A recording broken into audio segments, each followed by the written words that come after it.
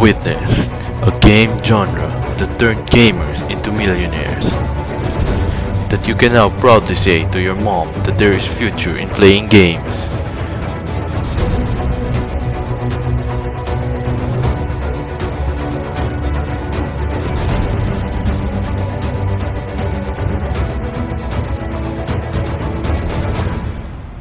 Except that you're a noob. MOBA! Multiplayer Online Battle Arena! Before the time when gamers make a fool out of themselves online. Let's go back in 1998 when gamers make a fool out of themselves offline.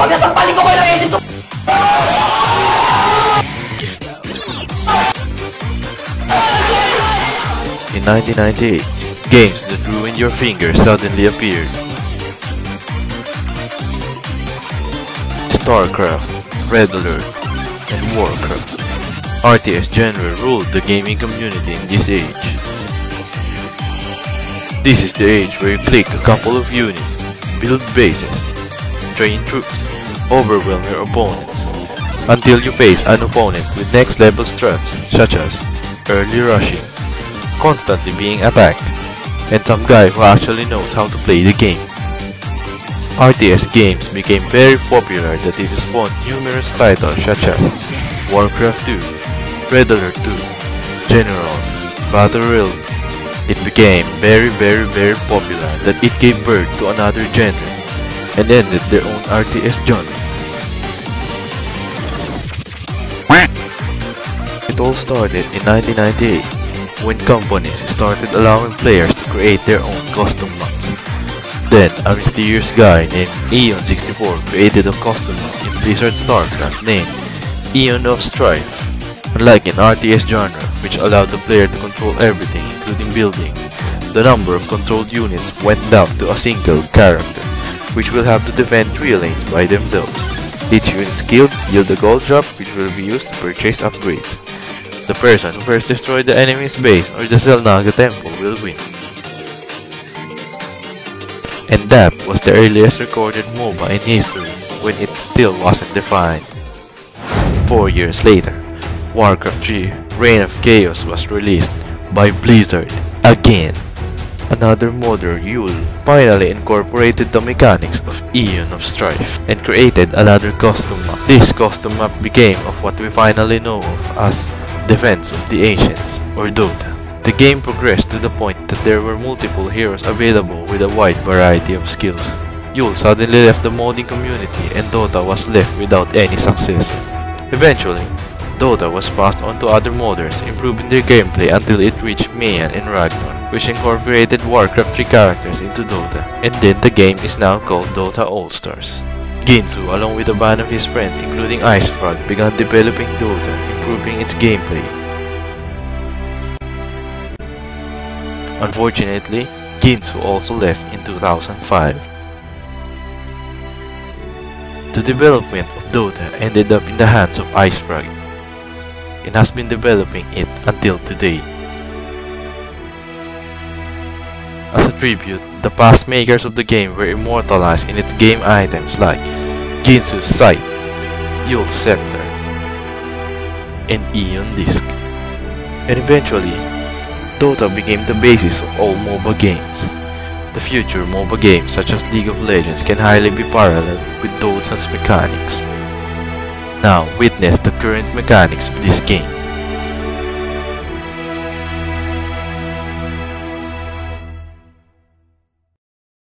First, it requires you to pick a certain character of your choosing. Then try not to die and keep on killing opponents to earn money. I like money. Upgrade your item.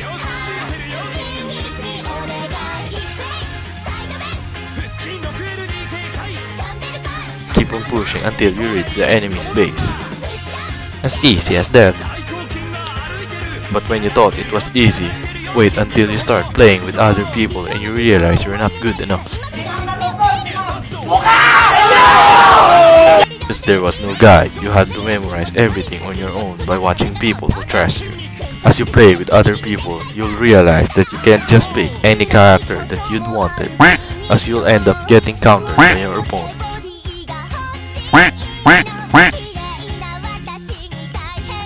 getting your character banned by your opponents. Oh my With Picaro. god. Are you serious? Whatever. Did this just happen? It's fine. We gotta deal with it. Oh my Relax, god. relax.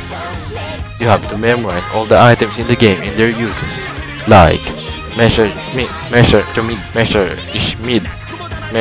never mind. Memorize all the heroes and how to use their abilities. Memorize ward placement, utilizing fog warp, baiting, attack cancellation, neutral stacking, denying, creep hanging, rotting, roll, uphill invasion, back invasion. There are too many things to know that even pro players don't even know what you're doing. I don't even know what the fuck's going on. I haven't seen my. And if you think you're good at it, and you start dominating kids in your neighborhood, step into the real limelight of the game. The online game. Using the online platform Garena, people can now play Dota all over the world for the very first time. Play online, fighting alongside your crappy teammates and trash talk each other 24/7 rather than actually winning the game. So, use your hood. Cancel! What? You idiot! And spend your time wondering what the hell is going on and where is your character. Until you actually meet someone who knows the game and your entire team gets wrecked. And realize that this is the hardest game you'll ever play in your life, requiring you half of your life to master it. But no matter how much you blame the game for your dumb mistakes, Remove that from the game. That was the biggest joke I've ever seen. in the end you'll fall into depression that you're just a noob because the game is obviously fair and its entire resources are available for everybody. You have to respect the skill that it took for those fountain hooks to happen. Let them try this thing. They can do it, go on, try this thing. It's the same for everyone, so it's fair for everyone, and that's just kind of a part of the way Dota tournaments go. The success of Dota ended up destroying RTS's whole career, with Command and Concon no longer making games, and the Warcraft franchise became an open-world RPG called World of Warcraft instead of the RTS Warcraft 4. RTS slowly faded in the spotlight.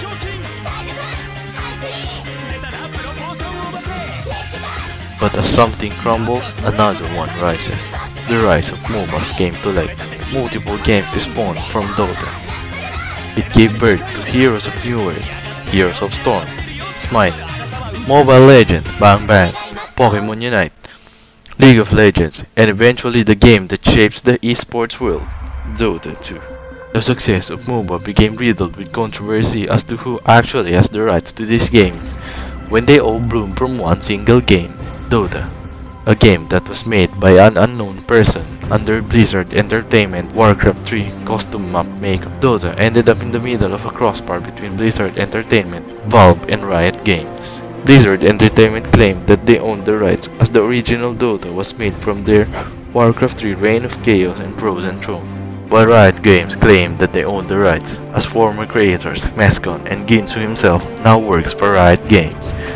If they lose these rights, then it will jeopardize their game League of Legends due to similarities with Dota.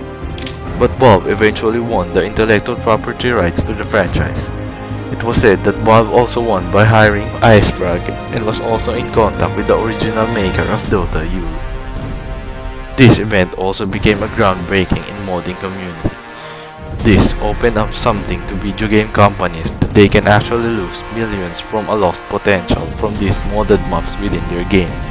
Companies began to commercialize their mods. They also created a clause stating that they will own all the modded games within their games.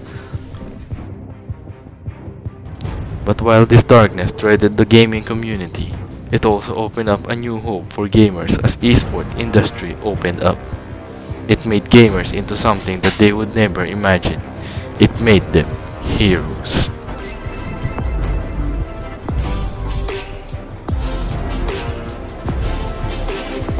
The success of MOBAs opened up floodgates for esports. It made gaming something more than just playing games. Tournaments started rising. People from all over the world started competing with each other like an authentic sports tournament. Two of the world's most famous esports tournaments were League of Legends World Championship or Worlds and Dota 2's The International. Worlds started with a prize pool of 100,000 USD in 2011, while Dota 2 started with a prize pool of 1,600,000 USD in 2011. And of course, most players didn't believe it. Some of the professional gamers didn't attend as they thought a prize pool that big would obviously be filled. Notice, hey, we're gonna make a tournament, $1 million. We're like, okay. It's like, is this real? Prior to the event, I think was it DK? They declined an invite because they didn't believe it was true. I thought it was a little ridiculous, to be honest with you, for playing for $1 million. That was like by far the highest paying prize pool of any Dota tournament. But just like what they said, great things come from small beginnings. And just like that, after the success of their initial tournament, things eventually bloomed. When the first international ended and we saw the whole spectacle surrounding it, everyone knew that this was something that was going to come long term, and other tournament organizers immediately jumped on it and wanted to run this game. Esports definitely grew a lot the next coming years after that, more than it did prior to it. As much as people dislike the changes in the beginning, they're all for the better, and I think Dota now is better than it's ever been. It just felt like this is going to be the future. You know, it set a message. This is what esports is going to be. Gamers became heroes, and their plays became legendaries. Here comes the ice blast, ready for the dawn! In from the universe! It's a disaster! CDEC! They're gonna get... The world became aware of the importance of esports in the world. The League of Legends started inviting pop artists to perform to the world, such as Imagine Dragons, Against the Current, and so on.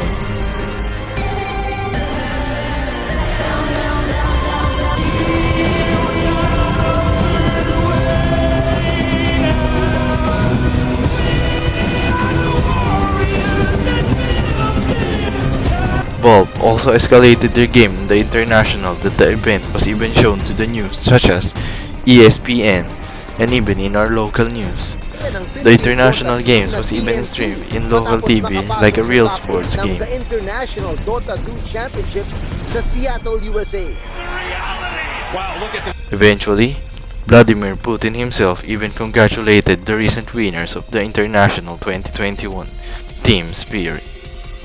From the initial prize pool of 100,000 USD that the Worlds had in 2011, it now bloomed to 2,225,000 USD in October 2021, and from the initial prize pool of 1.6 million USD in 2011, the International 10 now had a whooping 40 million USD in October 2021 and became the largest prize pool in the history of gaming. They're confident, ready with the counterplay, are they? Getting sprouted challenge, looks to make a play, jumps in.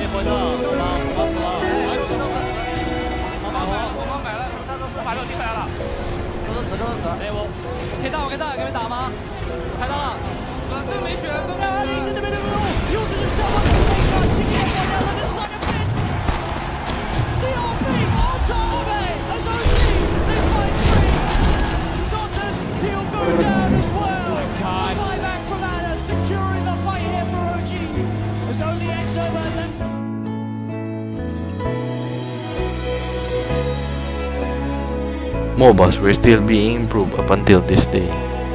They always changed their metas every year and kept on adding and removing some mechanics. And with how things are going right now, MOBAs are on track to growing exponentially. There were even talks of how the Olympics are now planning to incorporate esports in the Olympic Games. MOBAs might have ruined a lot of friendship, consumed almost half of their players' life, and given a lot of toxicity. But it also tested true friendship. For everything, okay?